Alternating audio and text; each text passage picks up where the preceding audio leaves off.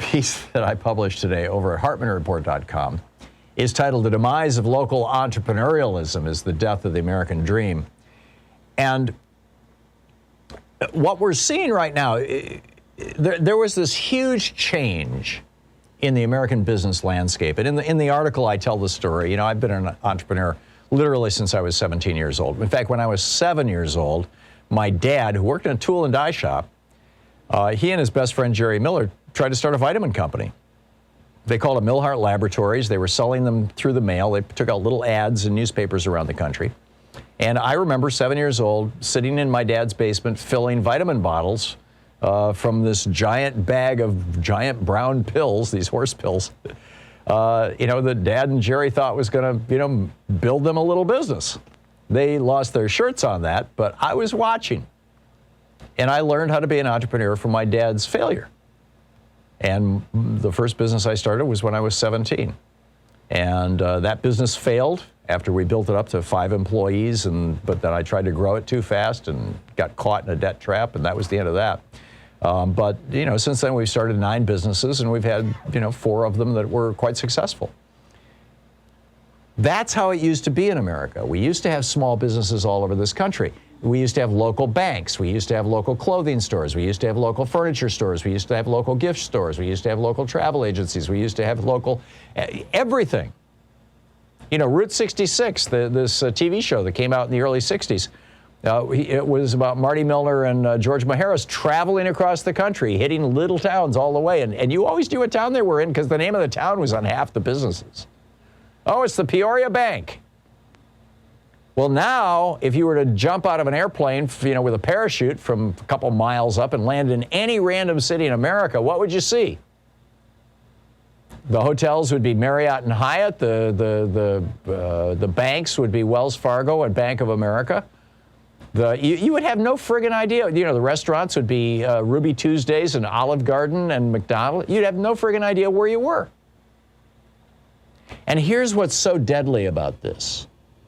Used to be with your local businesses, when Louise and I ran local businesses, we had a travel agency in Atlanta, we had an advertising agency in Atlanta, we had an herbal tea company in Michigan.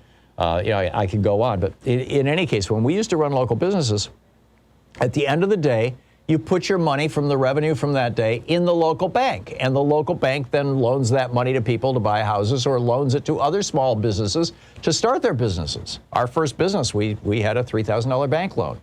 It was the thing that caught us in the end, but there it was. So the money stayed local, and it built the local economy. It's why small town America was vibrant before Reagan.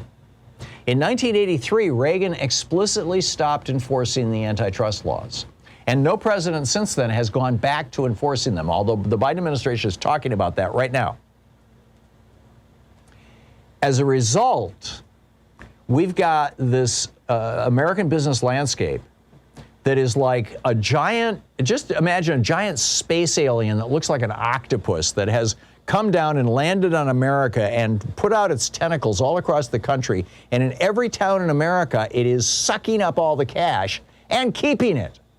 Because at the end of the day, the local Walmart, which has replaced 120 local businesses, the local Walmart doesn't put that money in the local bank. They push a button and that money goes to Bentonville, Arkansas, never to be seen again by the local community.